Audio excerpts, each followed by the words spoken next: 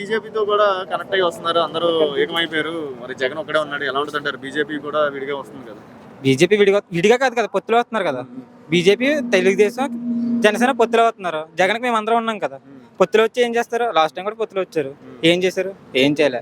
మేము అందరం ఉన్నప్పుడు 175 పక్కా కొడతాం, ఎంతమంది అయినా కానీ.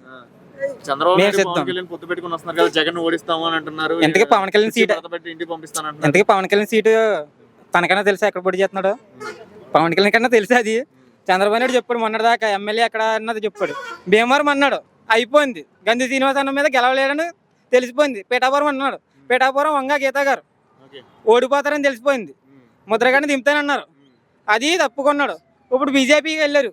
ఎక్కడికే? ఢిల్లీకి వెళ్ళారు. ఢిల్లీకి వెళ్తే ఆడేమన్నాడు, అక్కడ నువ్వు ఎంపీ పోటీ చేయమ్మా కాకినాడలో అన్నాడు. అవుతారా? మొన్నటిదాకా సీఎం అని కల్టు చూపిస్తా అన్నారు. ఏమైంది కల్టు? ఇప్పుడు పిఎం అని అంటారు. అంటే మోడీ దాకా కుదరం చేస్తున్నాడు గట్టిగా. సో మరి ఇప్పుడు చూస్తున్నట్లయితే సొంత చెల్లి శరీరంలో ఉంది కదా, ఆమె ఎదురుస్తుంది కదా, జగన్ ఓడిస్తానని. వచ్చి పోటీ చేయొచ్చు కదా, పోటీ చేస్తే తెలుస్తుంది కదా. పొత్తులు గట్ట లేకుండా వచ్చి పోటీ చేయమను, సొంతంగా పార్టీ పెట్టమను. సొంతంగా పార్టీ పెడితే తెలిసిపోద్ది కదా ఏదన్నది. ఇప్పుడు ఎర్ర బుక్ లోకి ఎక్కించుకోబాక జగన్ అంటున్నాడు కదా, లోకేష్ బాబు అంటున్నాడు ఎర్ర బుక్ ఒకటి ఉంది కదా, మరి దాని గురించి ఏమంటారు? మా పేర్లు కూడా ఎక్కించుకున్నాడు ఎర్ర బుక్ లో.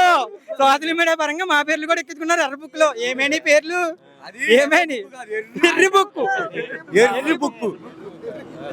మరి ఇప్పుడు చూస్తున్నట్లయితే అంటే ఇక్కడ సిద్ధం సభలో ఎందుకు అంటే ఇంత తెల్లవారుజామున ఎందుకు వచ్చేసారు, పొద్దున్నే ఎందుకు వచ్చేసారు? తెల్లారుజామున కాదన్నా, నిన్న వచ్చాం మేము.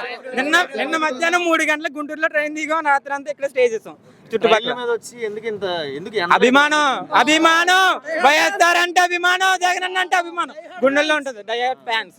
ఇప్పుడు ఈయన చేసే పనులన్నీ సంక్షేమ పథకాలు కానీ అన్ని ప్రజలందరినీ సోమరబోతులు చేస్తున్నారు, రాష్ట్రానికి అప్పు తీసుకొస్తున్నాడు అని చంద్రబాబు నాయుడు గారు. అయ్యే సంక్షేమ పథకాలు చంద్రబాబు నాయుడు వచ్చినా గానీ, పవన్ కళ్యాణ్ ఇద్దరు పొత్తులు వచ్చినా గానీ ఇస్తానంటున్నారు కదా. మరి ఎందుకంటున్నారు? అప్పుడు సోమరబోతులు అయిపోరా? సోమరబోతులు ఎవరు? వాళ్ళు ఇస్తే సోమరబోతులు ఎవరు? ధనవంతులు అయిపోతారు. అప్పుడు ధనవంతులు అయిపోతారా? ఆ విషయం చెప్తే చాలు కదా. సో మళ్ళీ ఏదైనా ఎగిరే జెండా వైఎస్ఆర్సీపీ జెండా, పక్కా జెండా.